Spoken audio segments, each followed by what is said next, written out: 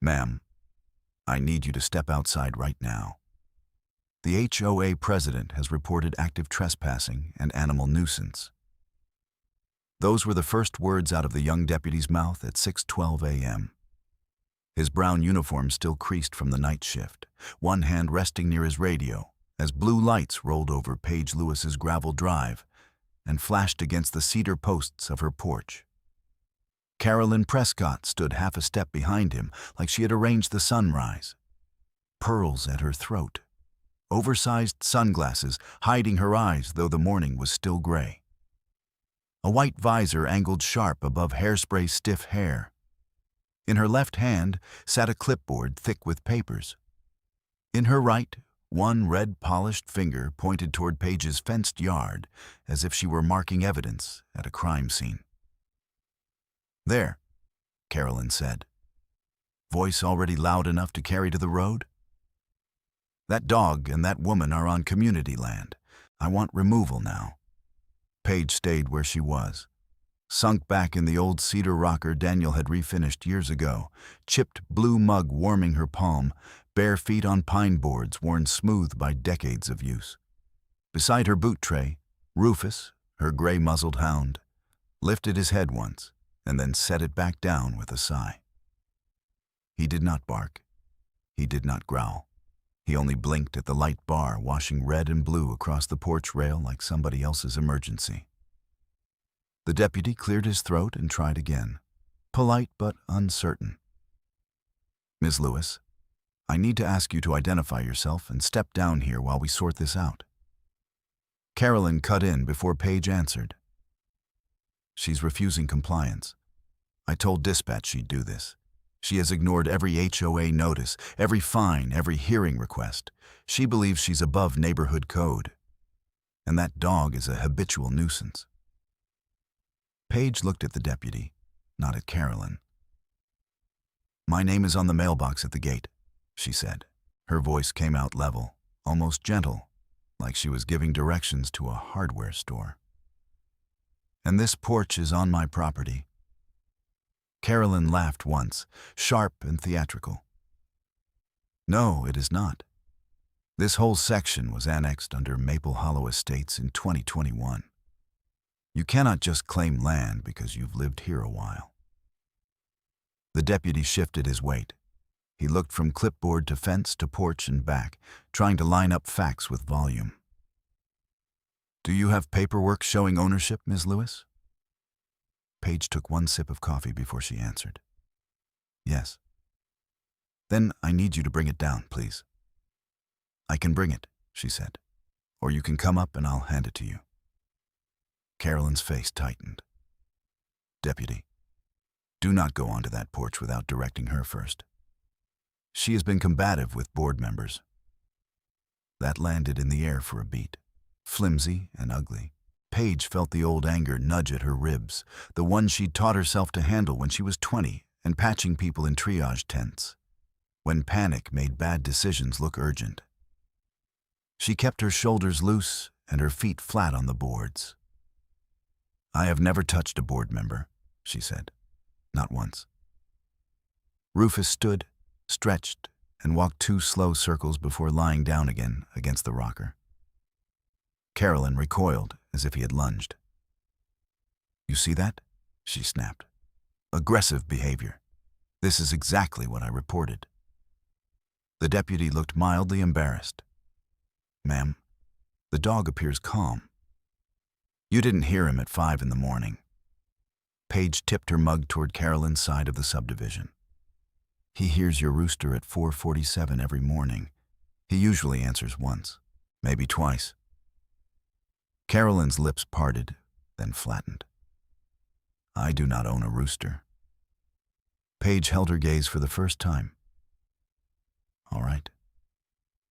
Gravel popped under another set of tires as a second patrol SUV rolled up and idled behind the first. A wider wash of light moved through the live oak by the gate, through the wire mesh, across the hand-painted sign Daniel had made years ago. Lewis Homestead, established 1989. The sign was old enough now that the white letters had yellowed. Carolyn had once called it visually non-compliant in a note taped to the post with blue painter's tape. Deputy Martinez stepped out of the second vehicle, older and slower, with the expression of a man who had been sent to 3 noise complaints and 1 loose cow before breakfast. "Morning," he said to his partner. "What have we got?" "HOA trespass complaint," the younger deputy answered, "and animal nuisance." Martinez took in the scene in one sweep. Porch, woman in rocking chair, old hound, fenced yard, HOA president in pearls at dawn. He said, neither agreeing nor disagreeing. Then to Paige. "Ma'am, can you tell me what's going on from your side?" "She called in that I'm trespassing," Paige said, "on my own place." Carolyn stepped forward so fast, her heels sank into the edge of Paige's wet grass. She yanked it free and kept talking. "Officer, this is what she does. She reframes. She delays. We have documented violations for months, and she refuses all board authority." Martinez held up a hand without looking at her. "I'll get to you." Carolyn went red above the collar of her blouse. She clutched the clipboard to her chest like a shield.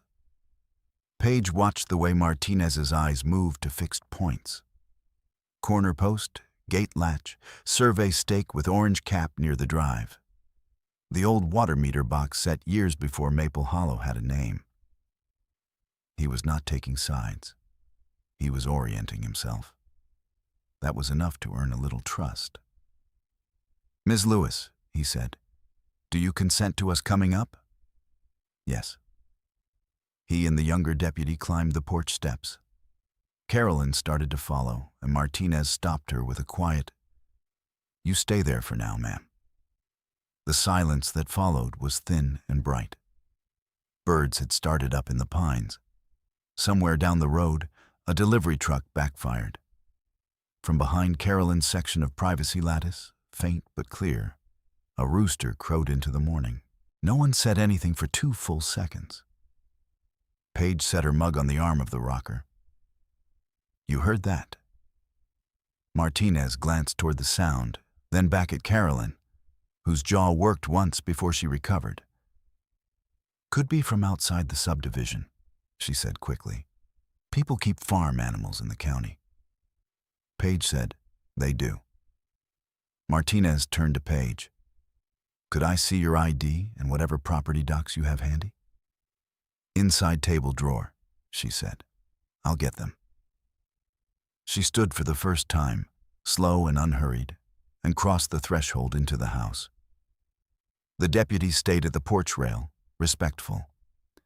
Through the screen door, she could hear Carolyn still talking from the driveway, a running stream of certainty and accusation, each sentence louder than the last, as if volume could pin the landlines in place.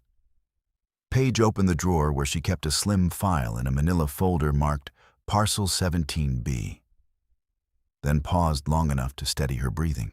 When she stepped back out, she had her driver's license, the county parcel card copy, and 3 laminated survey photos. She handed them first to Martinez. He scanned them, then passed one to the younger deputy. Carolyn called up from the gravel, "That's outdated. She uses old records intentionally." Martinez spoke without raising his voice. "Ms. Prescott, I said wait." Paige lowered herself back into the rocker while they read. She did not fidget. She did not defend.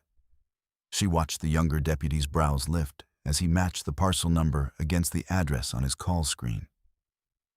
"Sir," he said quietly to Martinez.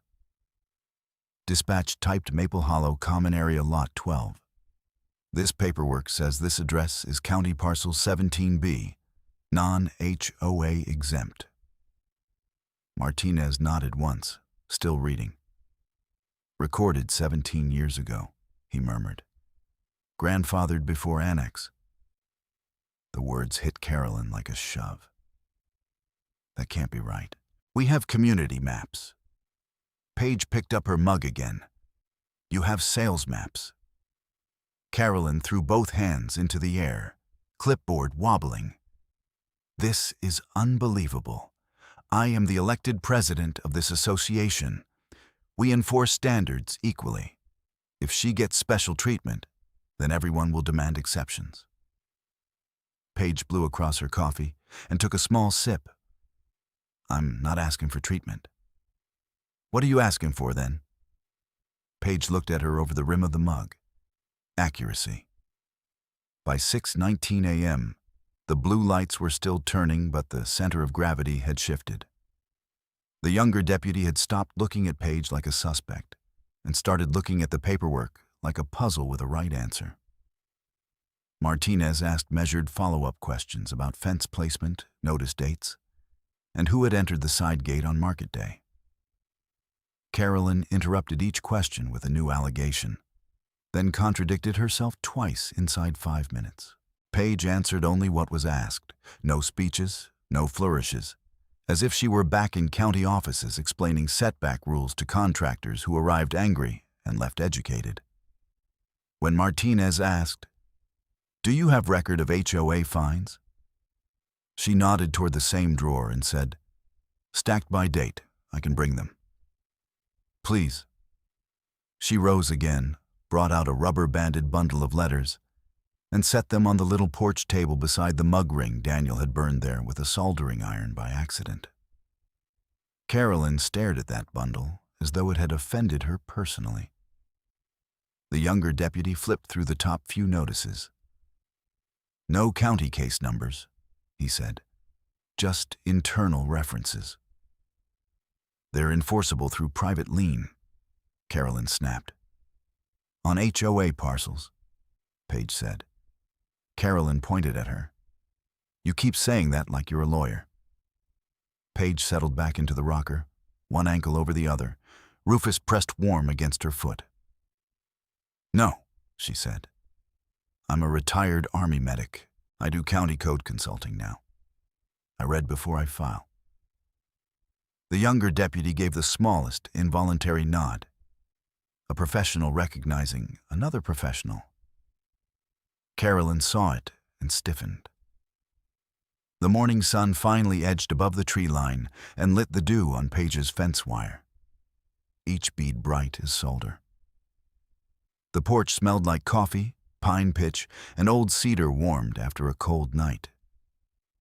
Carolyn kept talking. Paige kept still. And the reason for that stillness sat in a folder on the table, waiting for the exact moment it needed to be opened. Paige rested 2 fingers on the edge of that folder and watched the deputies read, and the whole porch seemed to hold one long breath with her. Carolyn was still in the driveway, still performing certainty, still talking like the clipboard in her hand had the weight of a judge's seal. But the rhythm had changed. Deputy Martinez had gone quiet in that deliberate way experienced officers get when they realize they've been handed a story with 2 versions and only 1 set of county records. The younger deputy kept glancing from the parcel card to the fence line and back again, tracing the shape of the place with his eyes like he was learning it in real time. Rufus's tail thumped once against the rocker. Somewhere behind the decorative lattice in Maple Hollow, that rooster crowed again, thin and sharp in the cool morning air. Now, hold up. This was the point where most folks expected Paige to stand up, raise her voice, and unload 6 months of anger. She did not. She had learned a long time ago that loud people heard only themselves, and paperwork heard everybody. So before that folder opened, before Carolyn found out what was actually in the county package, she kept mocking. The story had to back up. The shape of what happened on that porch only made sense if you understood what that land was to Paige, what she knew, and what Carolyn never bothered to verify. And what happened next would shake this whole community to its roots. She kept her face neutral while Martinez asked one more question about notice dates. Then she answered him and settled back again, letting the present scene sit right where it was. In her mind, she stepped away from the flashing lights and the pearls and the forced authority. and went back to the beginning of Maple Hollow. Back to the first week anyone had ever used the phrase community standards at her gate. Hey everyone, where are you watching this from? Drop your city in the comments. This story might sound too tidy to be real, but every line in that file had a date stamp and a signature. Paige Lewis was 51 years old that spring, and most people in the county knew two facts about her before they knew anything else. First, she had been an Army medic for 22 years and had the kind of calm that came from triage tents, dust storms, and making decisions while everyone else was panicking. Second, after retirement, she worked as a county code consultant on contract, mostly helping property owners sort out nuisance citations, drainage disputes, and grandfathered use questions before they turned into courtroom problems. She did not posture about either role. She wore faded work shirts, drove an old green F-150 with a cracked dash, and answered questions in plain language because plain language kept people from making expensive mistakes. Her legitimacy on that parcel was older than any sign at Maple Hollow's entrance, and older than Carolyn's presidency by a full generation. The land had come through her grandmother, Eileen Moore, who had raised Paige after a highway wreck took both her parents when she was 11. The tract was 12 acres and change, pinned at the corners with old survey markers and bordered by a creek line that ran silver in winter and low in August. It was the same property where Paige had learned to drive a tractor before she could legally drive a car, the same porch where her grandmother shelled peas in a metal bowl every June, the same patch of earth where Daniel later built a swing with his own hands and sanded it smooth enough to shine. It was more than acreage. It was memory set in fence posts and concrete footings. The county transfer had been recorded 17 years earlier, and Paige still remembered the courthouse room where Mr. Williams, a gray-suited attorney with a scratchy voice, slid the final page across the desk and tapped the signature line with a pen cap. "Title is clear," he had told her. "No association authority. No shared common easement except the utility corridor on the north edge. Keep copies in 3 places." She had nodded, signed, and gone straight from the courthouse to her grandmother's house to stack those copies in a file box labeled Land, Deed, Tax. That box later moved into Paige's kitchen drawer after Eileen passed, then into the cedar desk Daniel built for her after they married. Every major paper related to Parcel 17B lived there in date order. By the second week after the Maple Hollow developers started paving the lots around her, Paige had already requested and received the annexation maps from county planning, not because she wanted a fight, but because she had seen this pattern before in her consulting work. New development arrived with polished brochures and broad claims. Then came confusion over what was common area, what was private access, what had been grandfathered long before the first cul-de-sac curb went in. She reviewed the documents the same way she reviewed a medical chart, slowly, line by line, no assumptions. Parcel 17. B stayed outside HOA governance under a grandfathered non-HOA registration tied to pre-subdivision agricultural classification. That status was dull on paper and priceless in practice. Daniel had been gone 6 years by then, and the quiet after his death still had edges.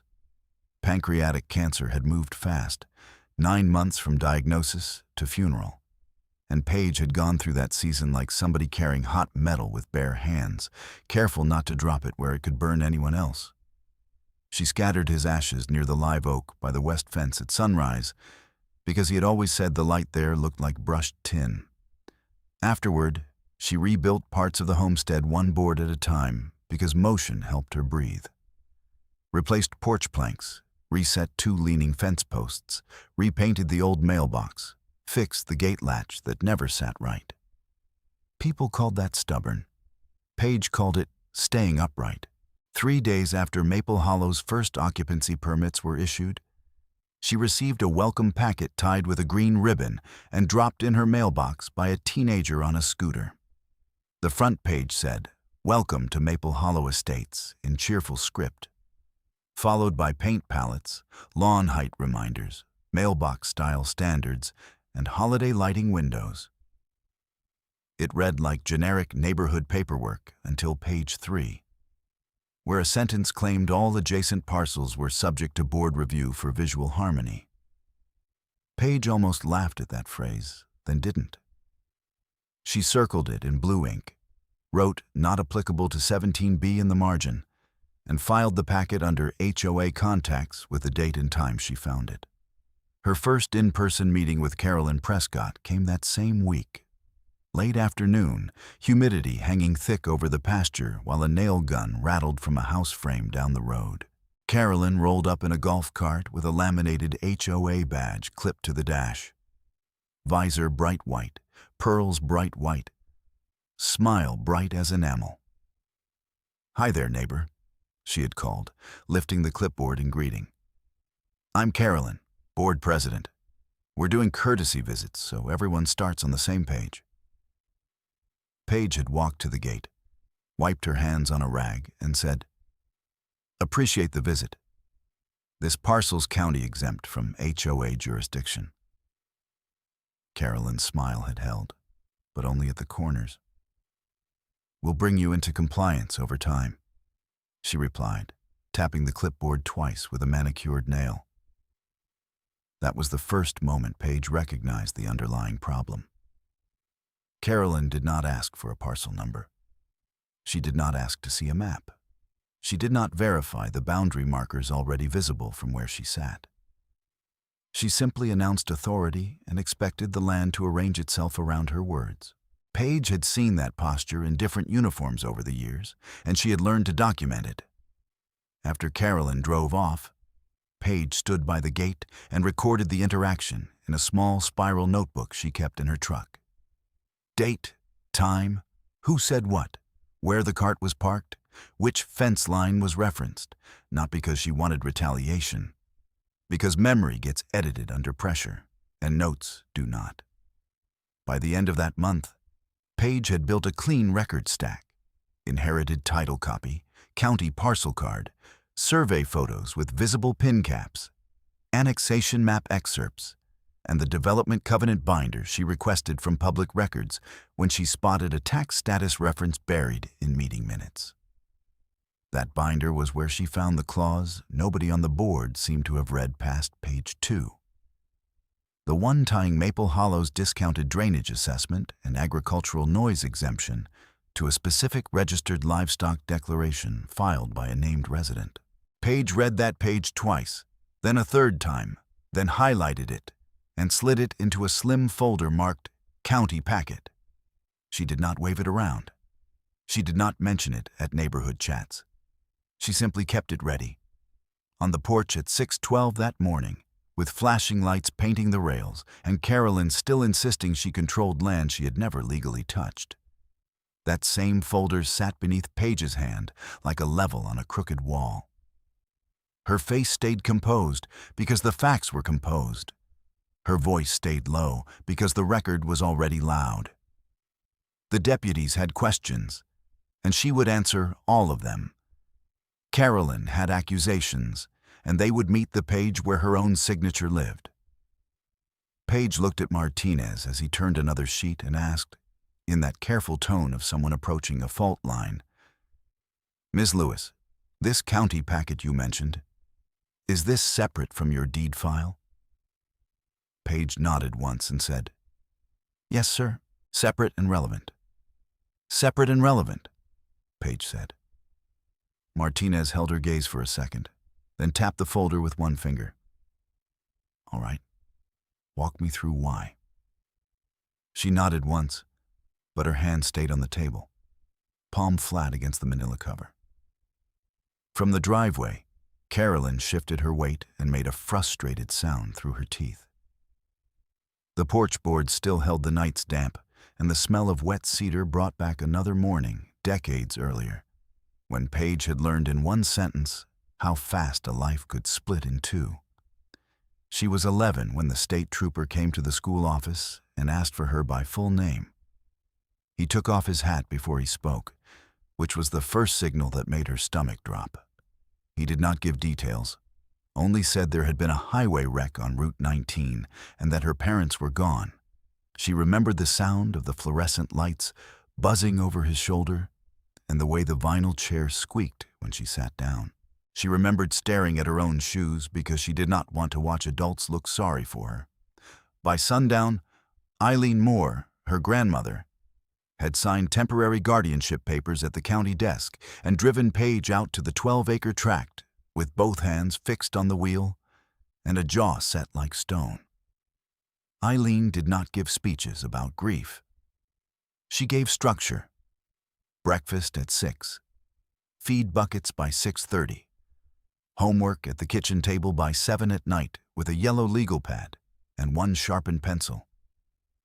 When Paige cried, Eileen sat nearby and shelled beans or mended shirts and let the tears run their course without calling attention to them. "You're not broken," she would say when the storm passed. "You're hurt. Hurt heals slower than folks like, but it heals." She taught Paige to read fence lines the way other kids learned card tricks. Corner post first, then wire tension, then where the ground dipped after heavy rain.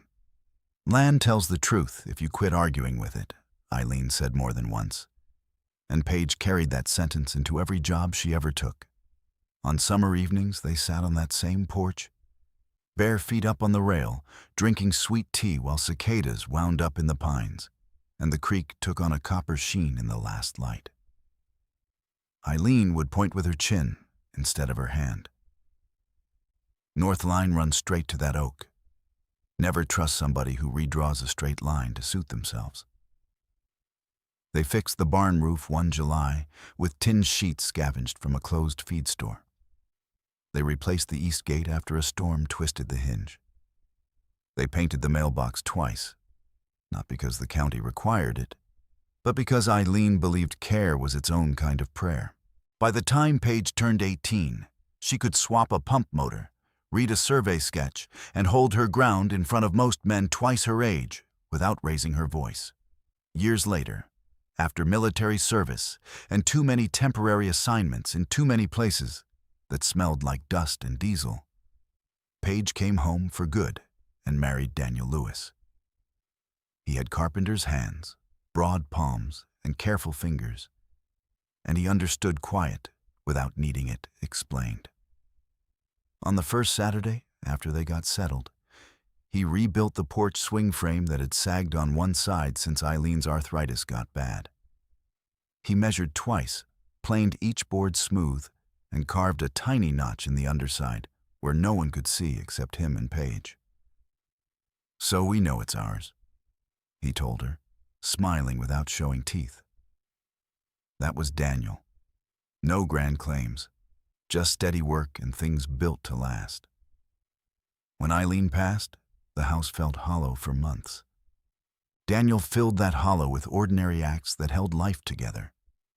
Coffee ready before dawn, a hand on Paige's shoulder when paperwork stacked too high, his boots beside hers at the back door. Then came the diagnosis that hit like blunt force in a clinic room with beige walls and a clock that ticked too loud. Pancreatic cancer. Aggressive. The doctor kept talking about treatment pathways and response rates. But Paige heard only Daniel's breathing beside her, even and controlled, as if he were the one reassuring everyone else. They got 9 months. 9 months of infusion chairs, pharmacy runs, bland broth on bad days, and late-night porch hours when he watched the tree line and said very little. The last month, he asked for the swing instead of the recliner, even when standing hurt. She wrapped him in the old denim quilt Eileen had sewn, and they sat in the cool dark while Rufus, younger then and all knees and ears, slept at their feet. One night, Daniel reached for her hand and said, "If I go first, put me by that live oak, Morningside." She squeezed his fingers and nodded because promises mattered. After the funeral, she did exactly what he asked. just after sunrise, when the light turned the pasture silver and the dew soaked through her jeans. She stood by the west fence with a tin canister and said his name once, then let the wind take the rest. That land held every version of her life worth naming. The child Eileen raised back from shock, the medic who came home with steady hands, the wife who learned how quickly love can be cut short, the widow who rebuilt one plank and one post at a time, so grief did not turn into ruin. So when strangers in coordinated polo shirts started talking about visual harmony and compliance, as if the place were an empty lot waiting for instructions, Paige did not hear administration. She heard erasure, not legal erasure, because the record was clear. Moral erasure, the kind that treated memory like clutter. Martinez waited while she tracked that thought to its end. He had asked a procedural question, and she intended to answer procedurally, but some answers were rooted deeper than any form. She opened the folder and turned 3 pages with her thumb, finding the clipped set she needed. "This packet matters," she said, voice even, "because the complaints were filed selectively under a covenant that requires equal disclosure. I'll show you the clause. But you should know why I keep this detailed." She glanced toward the yard, where Rufus had settled again with his chin on his paws. "I've had this place in my family longer than that subdivision has had a street sign." By late March of the year, Maple Hollow broke ground. The piece of Paige's mornings had changed tone without changing shape. She still rose before daylight, still fed Rufus, now slower and gray around the muzzle. Still walked the fence with a flashlight while fog sat low over the creek. But instead of hearing only birds and the occasional cattle trailer on the county road, she started hearing backup beepers at 5:30, rebar clatter, and framing crews calling measurements over compressor noise. New roofs appeared one by one, where blackberry thickets had stood the previous fall. A decorative stone entrance went up first, then black mailboxes in a row, then a fountain that worked for 2 weeks and then coughed itself dry. Paige did not resent growth on principle. Counties changed. People moved in. She had seen that cycle from both sides of the permit desk. The first official contact looked harmless enough. A cream envelope in her mailbox, logo embossed in green, addressed to resident. Inside sat a welcome letter, a calendar of board meetings, and a folded map that shaded her parcel the same color as HOA lots. She spread it on her kitchen table beside a plate of toast and read every line before she took a bite. On page 2, the language was friendly. On page 3, it shifted. All adjacent homeowners were expected to coordinate exterior standards for neighborhood cohesion. She circled expected in blue ink, wrote not binding on parcel 17B, and slid the packet into a file marked HOA correspondence. 2 days later, a golf cart rolled up her driveway at 4:15 in the afternoon. Electric motor humming soft over gravel. Carolyn Prescott stepped out wearing pressed khakis, a white visor, pearl studs, and a smile practiced enough to belong in a brochure. She held a clipboard against her chest and paused at the gate as if granting permission to the landscape. "Paige, right?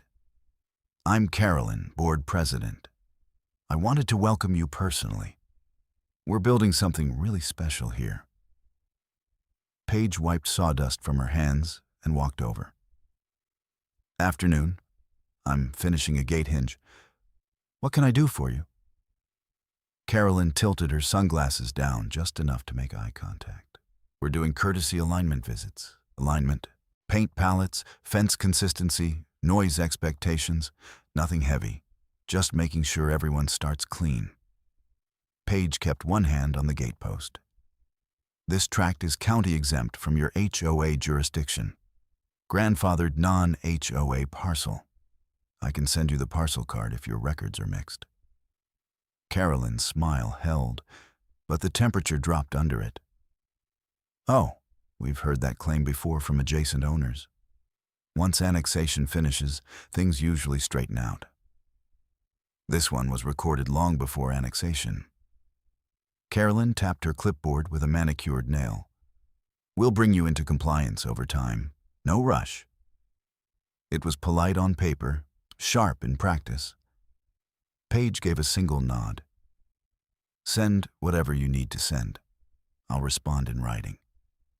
Carolyn left with the same smile she arrived with. But the cart tires cut a tight turn in Paige's pasture before she hit the driveway again, leaving two shallow ruts in damp soil. Paige stood there a moment, listening to the motor fade, then pulled her notebook from her back pocket and wrote the date, time, and exact language while it was fresh. The next week, a second contact came. This one from a man named Kevin Holt on the architectural committee. He knocked at noon, sun straight overhead, holding a rolled plan set and looking more tired than hostile. Ms. Lewis, I think we've got a boundary confusion in our files, he said. Could you point out your north utility corridor? Paige walked him to the orange-capped stake by the old meter box and showed him the line. Kevin crouched, checked his plat, and exhaled. That explains a lot. He thanked her, accepted a photocopy of the county map she offered, and said he'd update the board packet. For about 10 days after that, things were quiet enough to feel workable. Then came the neighborhood social push, still framed as friendliness. A flyer appeared on her gate, inviting all nearby residents to a Saturday mixer on the Maple Hollow Green with food trucks and a community values briefing. Paige went for 30 minutes because she preferred first-hand information to rumor. She stood at the edge of a folding table circle with lemonade sweating in a paper cup and listened while Carolyn introduced board members like cabinet appointments. Carolyn's tone stayed buoyant until she reached the slide about enforcement timelines. Consistency protects everyone's investment, she said into a portable speaker. We will apply standards evenly across all impacted properties. Paige raised her hand once. Can you define impacted in relation to non-member parcels that predate your filing? Carolyn smiled into the microphone. Great question. Our legal team is confident in our governing authority across the development footprint. That isn't a definition, Paige replied. A few heads turned. Kevin Holt looked down at his shoes. Carolyn clicked to the next slide without answering. On the drive home, Paige felt the first real warning settle in. Not panic, not outrage, just a clear read. This board preferred performance to verification. She spent that evening at her kitchen table under the yellow lamp Daniel installed years earlier, assembling a clean packet to prevent future confusion. Cover letter, parcel card, recorded exemption, survey photos with visible stakes. She mailed one copy certified to the HOA office and hand-delivered one to county planning on Monday morning, so there would be no dispute about notice. Carolyn signed for the certified envelope at 9:42 a.m., according to the green return card. She did not acknowledge receipt directly. Instead, she sent a bright, 2-sentence email that afternoon, thanking Paige for engagement and promising to integrate feedback into compliance pathways. The wording was smooth enough to almost pass for cooperation. Paige printed it, added it to the file, and wrote in pencil along the margin. No substantive response to jurisdiction documents. On the porch at 6:12 a.m., with deputies standing 3 feet away and blue light still turning over the gravel, that early phase sat in Paige's mind like a clean diagram. There had been a window where this could have stayed neighborly. There had been a chance for simple correction. The board had maps, then updated maps. They had notice, then proof of notice. Carolyn had every opportunity to step back before power turned into overreach. Paige slid the relevant pages from the folder and handed them to Martinez in order. each clipped set tagged with date labels. "Start with these," she said. "They show first contact and what information the board had from day one." Martinez took the clipped pages and read the date labels one by one, his thumb pausing on the certified mail receipt where Carolyn's signature sat in blue ink. He angled the page toward the younger deputy and said, "This confirms delivery." Then he looked past the porch rail toward the driveway. "Ms. Prescott, did you receive this packet on March 12th? Carolyn lifted her chin. Even from the rocker, Paige could see the detail she always noticed first. The way Carolyn dressed authority like a costume she never took off. White visor, pearl studs, oversized sunglasses, lipstick too bright for dawn, clipboard hugged tight to her ribs as if paper alone could outrank county records. "I receive a lot of correspondence," Carolyn said. "That doesn't make all of it valid." Paige kept her hand still around her mug. "I included the parcel card and recorded exemption." Carolyn snapped her head toward her. "Your interpretation of exemption." Martinez answered before Paige did. "Recorded exemption isn't interpretation."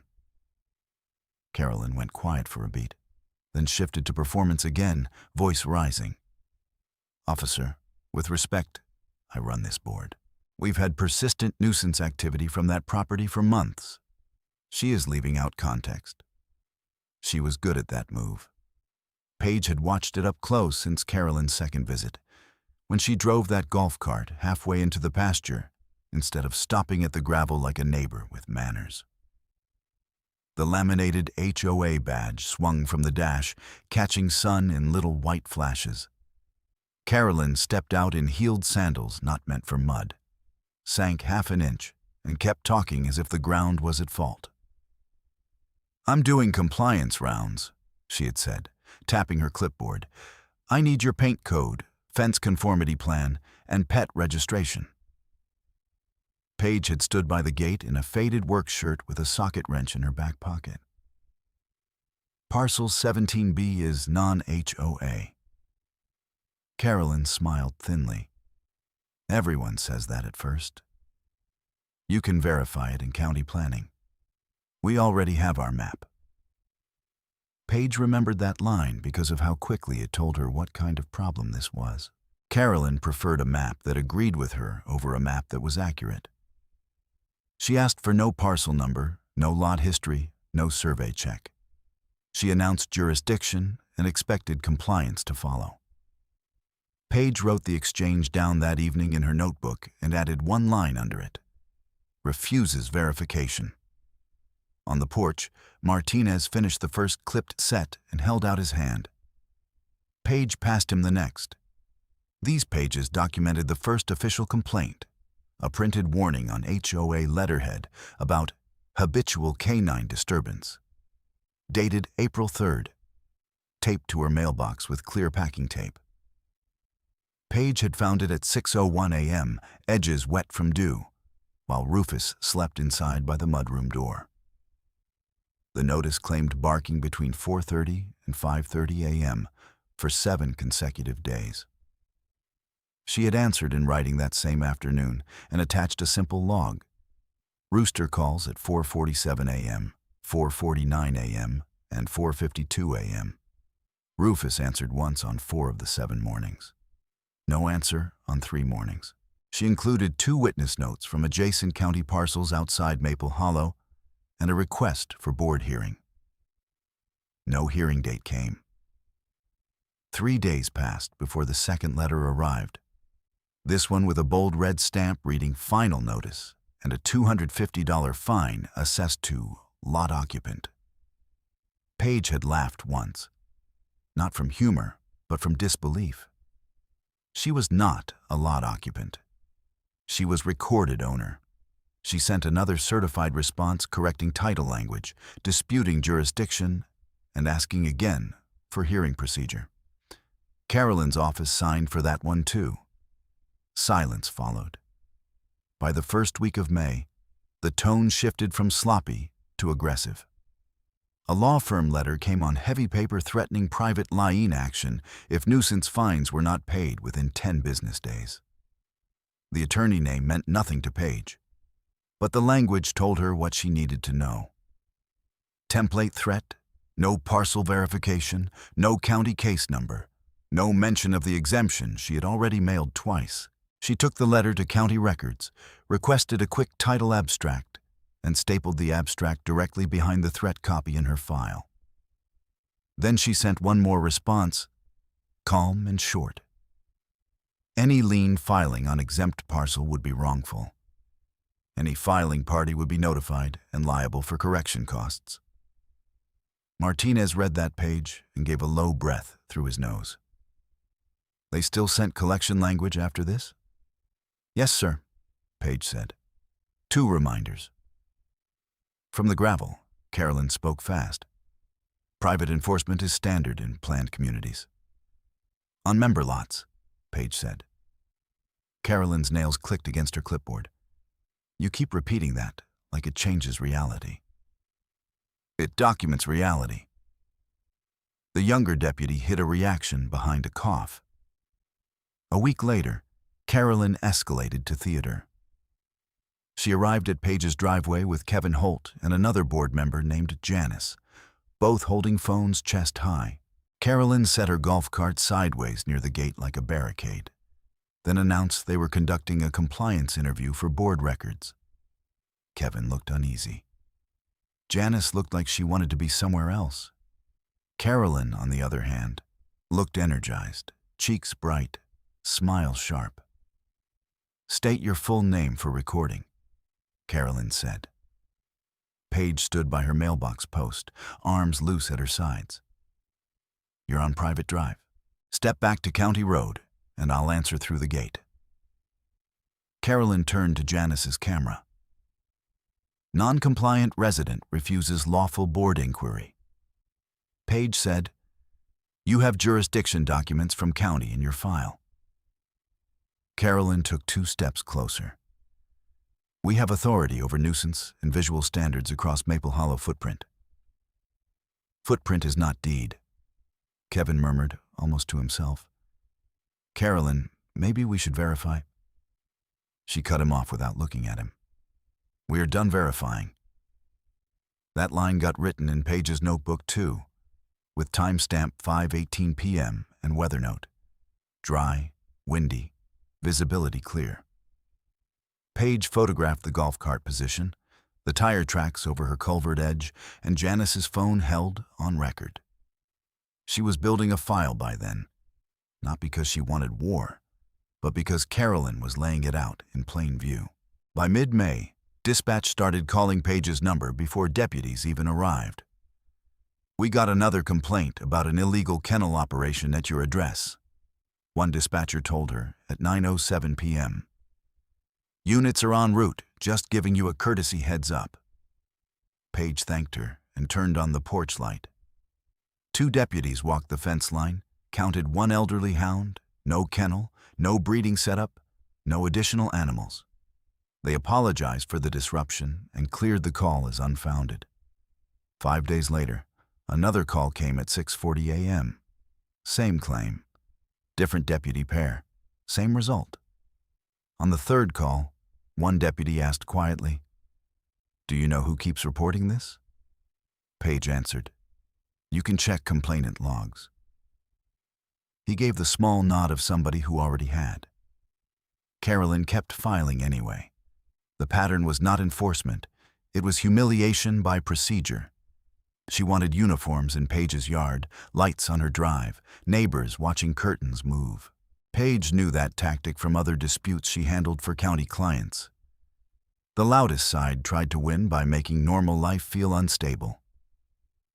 The counter was always the same: dates, photos, incident numbers, and patience. Then came market day, the one that crossed the line from nuisance to liability. Maple Hollow hosted a Saturday craft market once a month on their green, and overflow parking often spilled toward the service lane that cut behind Paige's north fence. That lane existed under a narrow crossing agreement written years earlier for utility and limited access use. HOA vendors had been using it without issue because Paige allowed it.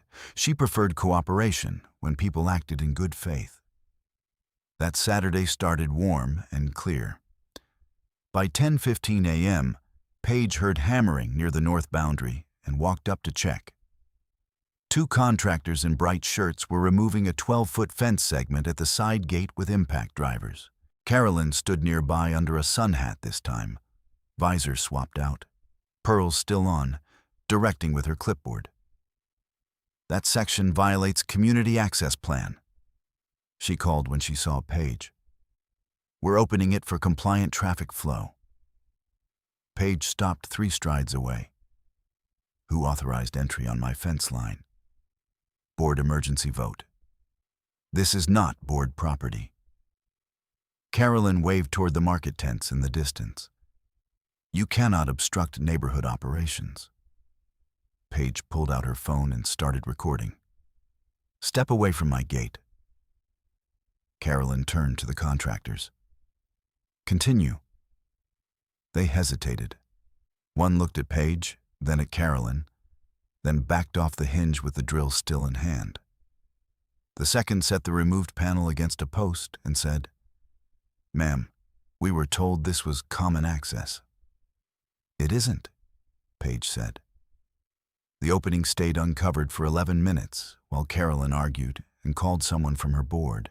In that window, with traffic noise up and strangers moving around the lane, Rufus wandered through the side gap toward the market edge, confused by the activity.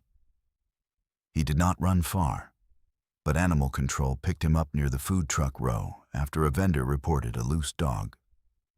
When Paige got to the shelter counter, the intake clerk checked the tag number and said the dog had been logged at 11:03 a.m. "He's calm," she added. "Older boy, just scared." Paige paid the release fee, signed the form, and brought Rufus home by 5:06 p.m. 6 hours door to door. 6 hours because someone with a clipboard decided a private gate was hers to open. She did not yell at the shelter staff. She did not call Carolyn from the parking lot. She drove home, gave Rufus water, checked him over, and sat with him on the porch until his breathing settled. Then she began evidence sequence. Photos of removed fence screws collected in a jar, contractor truck plates, time-stamped clip from her phone, shelter intake and release documents, and a written statement from one contractor confirming Carolyn's instruction. She filed the animal control report number beside the dispatch logs from the false kennel calls and added a new tab in the folder. Unauthorized entry and impoundment chain. By the 3rd week of June, Paige also pulled the county livestock registry tied to Maple Hollow's tax status covenant, the same binder section she had flagged in spring. There it was in black ink with recorder stamp. Registered Rooster owner, Carolyn Prescott, filed as agricultural noise anchor for subdivision exemption and drainage fee discount.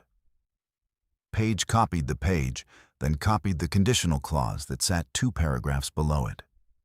The one about selective nuisance reporting by a registered livestock owner while maintaining undeclared or unmitigated noise. She clipped both pages into the slim county packet and waited. On the porch at 6:12 a.m., blue lights still sweeping the fence wire, Martinez reached the end of the escalation set and looked up slowly. "Ms. Lewis," he said, "do you have that livestock registry page with you right now?"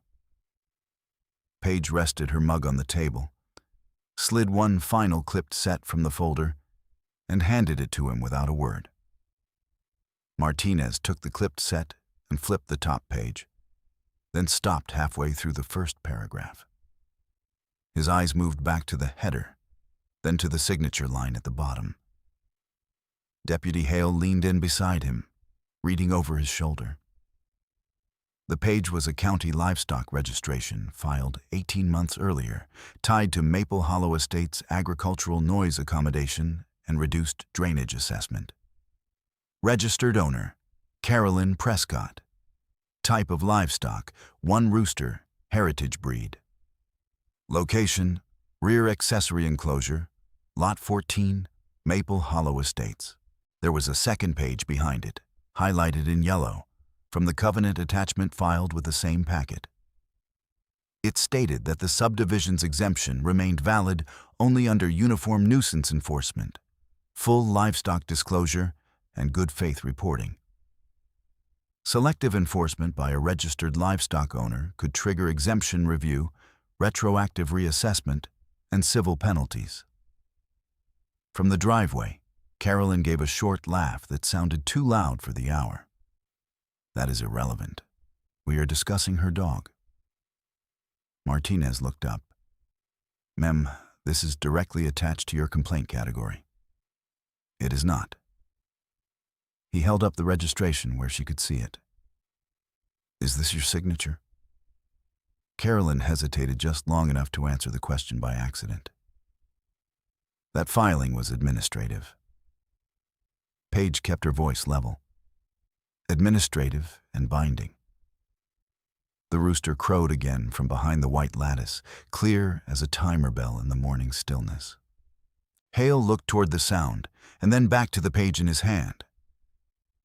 Dispatch audio logged the complainant denying rooster ownership 2 minutes ago, he said quietly. Carolyn turned toward him, red climbing her neck. I said I do not own a nuisance rooster. He is controlled. Martinez asked, Controlled at 4:47 every morning? She snapped her clipboard shut. This is harassment. Paige rested her forearm on the rocker arm and nodded toward the rest of the clipped set. Third page, deputy. Martinez turned it. This one was the market day evidence chain, and Paige had arranged it in a way that required no speech. Shelter intake form at 11:03 a.m., animal description matching Rufus, location pickup at Maple Hollow Market overflow. Release form at 5:06 p.m., owner, Paige Lewis. Impound fee receipt. A contractor statement signed and dated, confirming he removed the side gate fence panel. Under instruction from HOA President Carolyn Prescott to open traffic flow. 2 photos of the gate opening with timestamps. A close photo of a plastic jar containing the removed hinge screws and latch hardware, tagged and bagged with date and time. Martinez read each line, then asked without looking up, Ms. Lewis, was this opening authorized by you? No, sir. He glanced at Carolyn. Was it authorized by the property owner? Carolyn lifted her chin again. It was an emergency access correction for community operations. Paige said, on private fence line. Carolyn pointed the clipboard at her like a baton. You were obstructing a sanctioned market. Hale turned to Paige and frowned.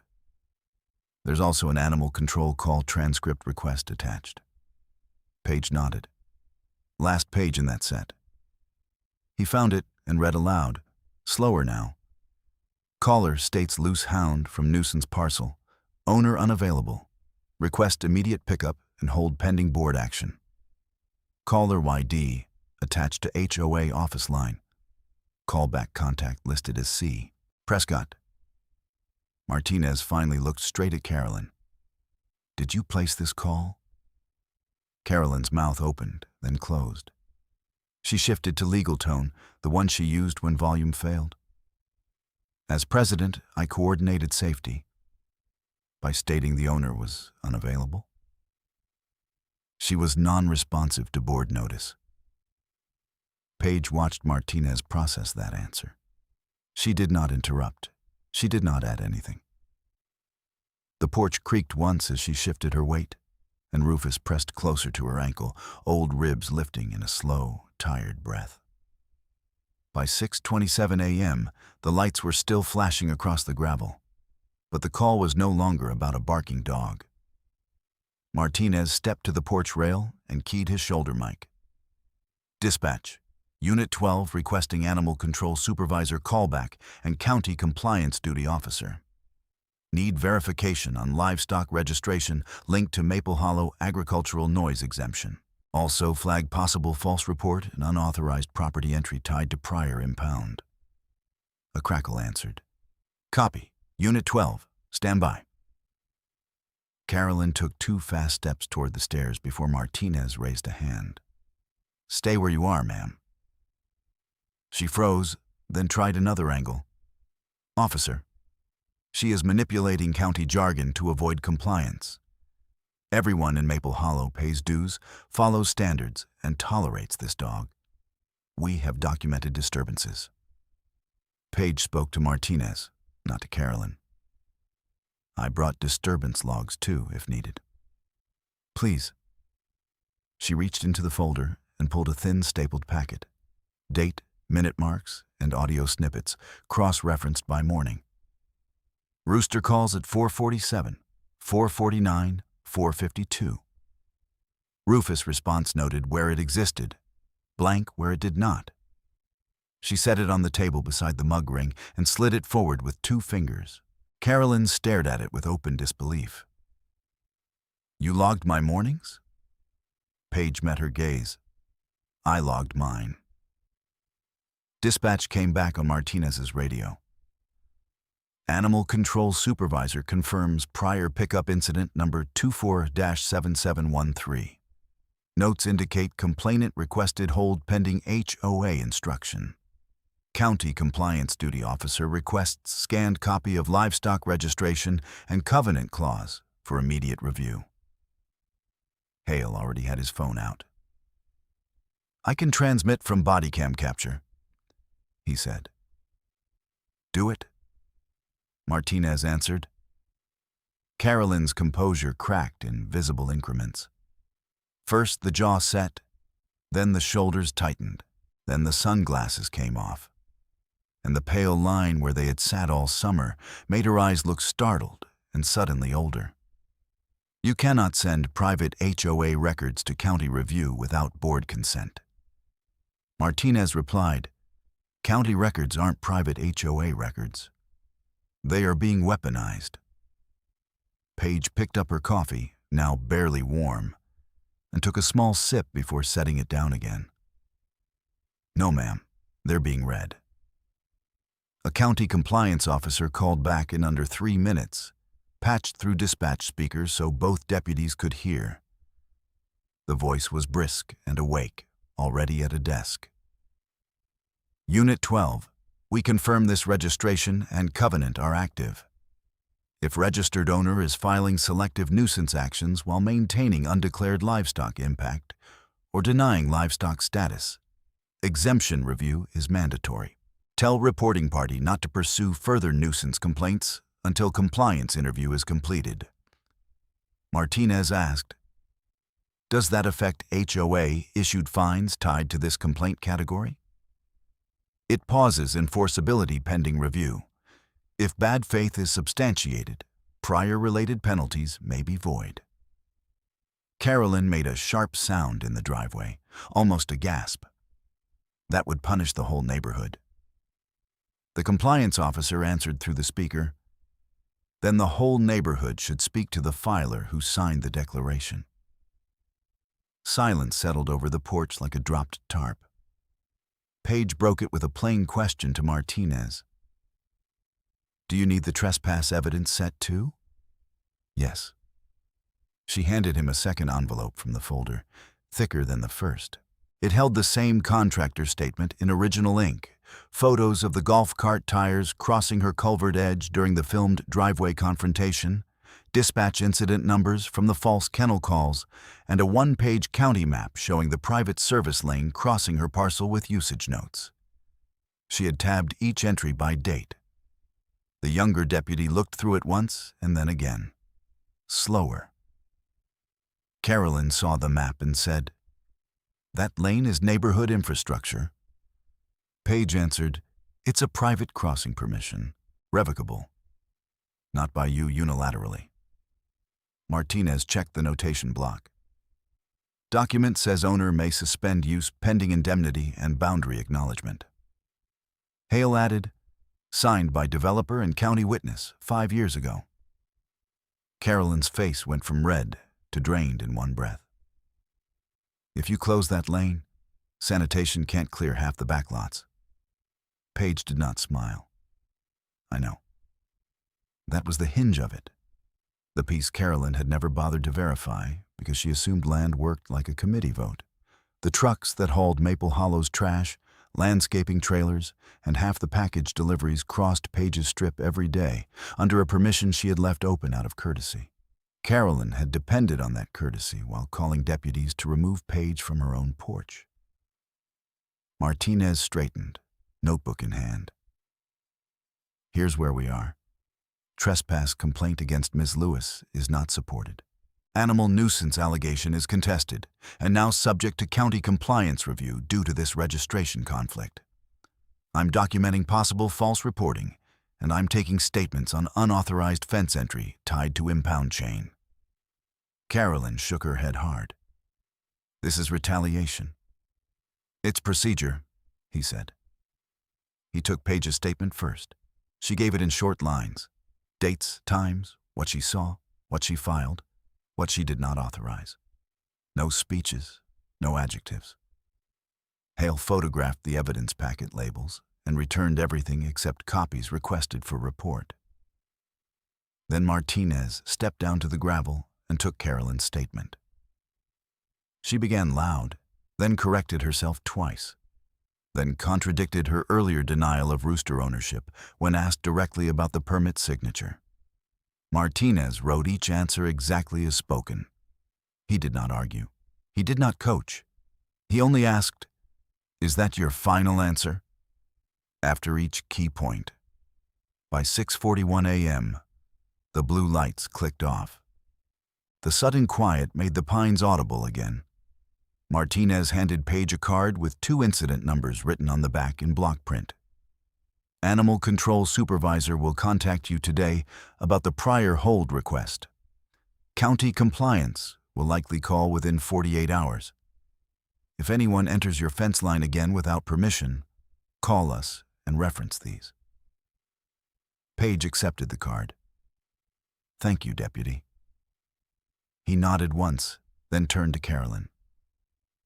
Ma'am, do not file further nuisance complaints on this category until compliance clears it. And do not direct contractors onto this parcel.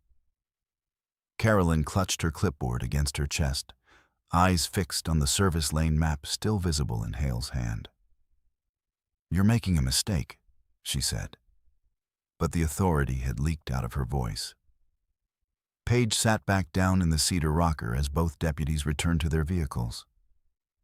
Rufus lowered his head onto her bare foot, warm and heavy, and closed his eyes. Across the boundary, hidden behind decorative lattice and manicured shrubs, the rooster crowed once more into the thinning dark. And this time, no one pretended not to hear it. The patrol SUVs rolled down the drive, and the gravel settled back into place behind them.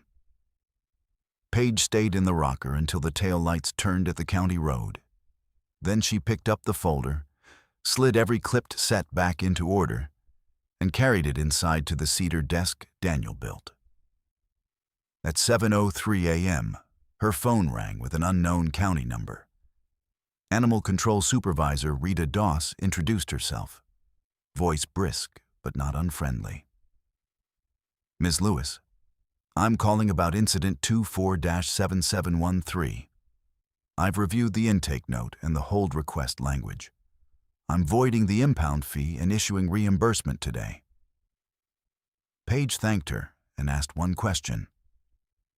Can you amend the record to show unauthorized gate opening led to pickup? Rita said, already done, amended at 6:58 a.m. You'll get the corrected report by email and certified mail. By 8:40, County Compliance called, just like Martinez said. Officer Trent Barlow requested an in-person review at 10 o'clock the next morning and asked Paige to bring originals, not just copies. She drove to the county annex with 2 file boxes in the bed of her truck and a legal pad on the passenger seat. Carolyn arrived 6 minutes late in a cream blazer, sunglasses on indoors, clipboard clutched to her chest. Kevin Holt sat 2 chairs down, shoulders tight, tie crooked, and Janice came in behind him, holding a plain manila envelope with both hands, like it might bite. Trent put a digital recorder on the table, announced the case number, and started with simple questions. Ms. Prescott, did you file nuisance complaints while holding an active Rooster registration under the same covenant? Carolyn said, I filed complaints about a dog. The Rooster is irrelevant. Trent turned the covenant to page 4 and read the clause out loud, each word flat and clear. The room stayed quiet long enough for the HVAC hum to sound loud. Paige submitted her evidence in sequence. No speeches, no editorial. Jar of removed hinge screws, tagged by date and time. Contractor statement original. Shelter intake and release forms. Dispatch incident numbers for the kennel calls. Audio log index with minute marks. Photos of the gate opening and culvert tire tracks. Certified mail receipts proving notice delivery. Trent checked each item against the exhibit list and passed them to the clerk for scanning. Originals will be returned, except sworn statements held for enforcement packet, he said. Janice cleared her throat, then finally opened her envelope. I have the board interview video from the driveway, she said, eyes on the table. The copy in HOA records was edited shorter. This one is full length. Carolyn snapped toward her. You had no authority to retain that. Janice answered, quiet but steady. I had an obligation after market day. Trent accepted the flash drive and logged it as Exhibit 14.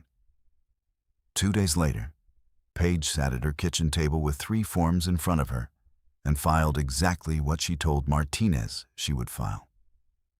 First, a formal nuisance petition for rooster calls at prohibited hours, with audio logs attached.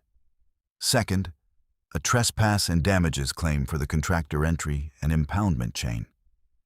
Third, a petition to suspend Maple Hollow's service lane crossing over Parcel 17B until indemnity agreements and boundary acknowledgments were executed under county supervision. She emailed courtesy copies to the HOA council listed on the old lien letter and sent paper copies certified.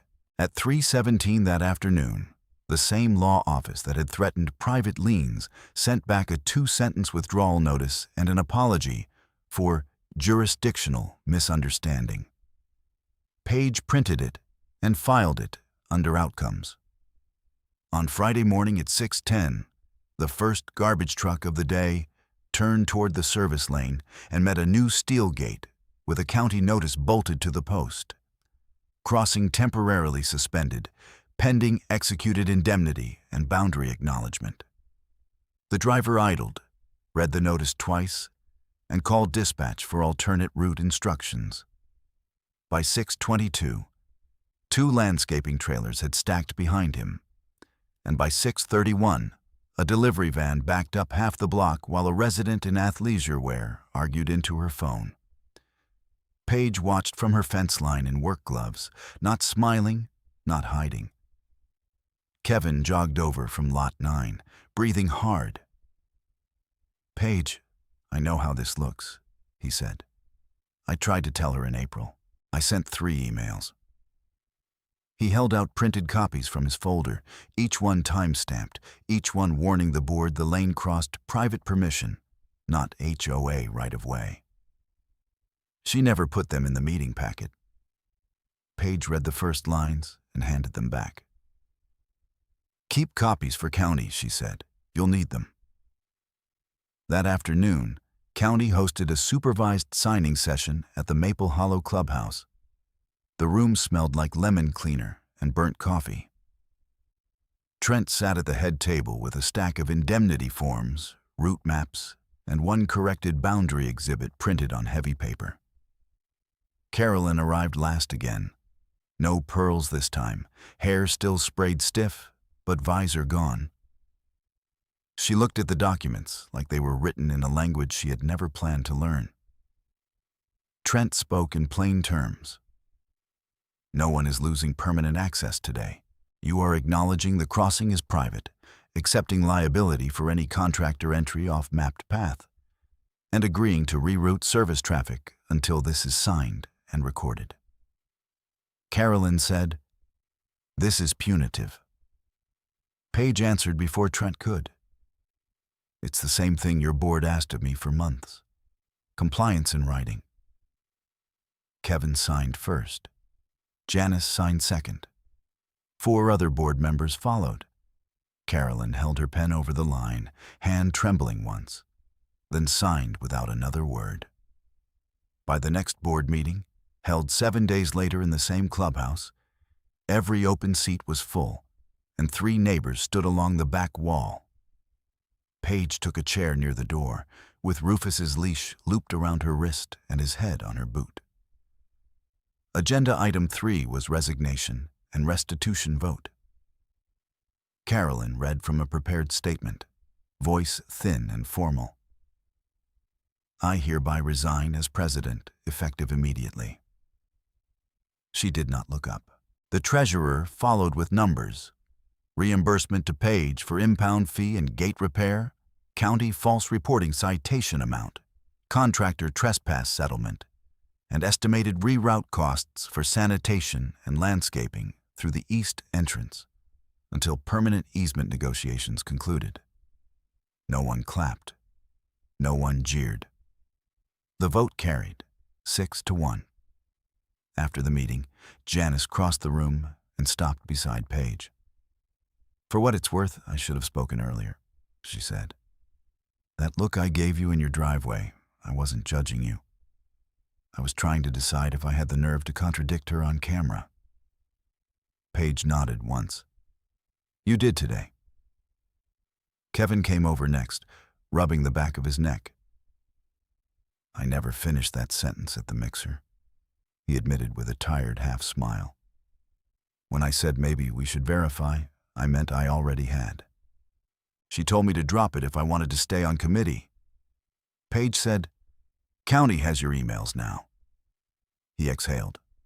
"Good." 3 days after that, Officer Trent emailed the final compliance order and called to confirm receipt. Complaint against Paige dismissed in full. All HOA nuisance fines against Parcel 17B voided. Selective enforcement findings sustained against Carolyn as registered livestock filer. Agricultural noise exemption preserved for Maple Hollow only after corrective action, including rooster removal and board training on jurisdiction boundaries. Animal Control sent a second letter confirming record correction and mailed a reimbursement check that arrived folded inside a county envelope at 11:14 a.m. Deputy Martinez stopped by once, off lights and off urgency, to return the tagged screw jar after the prosecutor's office copied photos. "You were right to keep every piece," he said. Paige set the jar on her workbench beside spare hinges and thanked him for handling it straight.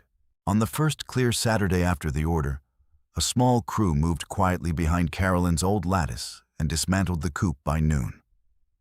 No crow at 4:47 the next morning. No crow at 4:49. No crow at 4:52. Rufus lifted his head once at dawn, listened to nothing but wrens in the cedar, and went back to sleep. By the second week of October, the rerouted service pattern had settled into a new normal, and Maple Hollow's trucks entered from the East Road without crossing Paige's strip.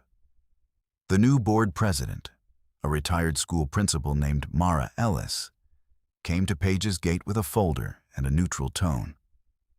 "Boundary acknowledgement is recorded," she said.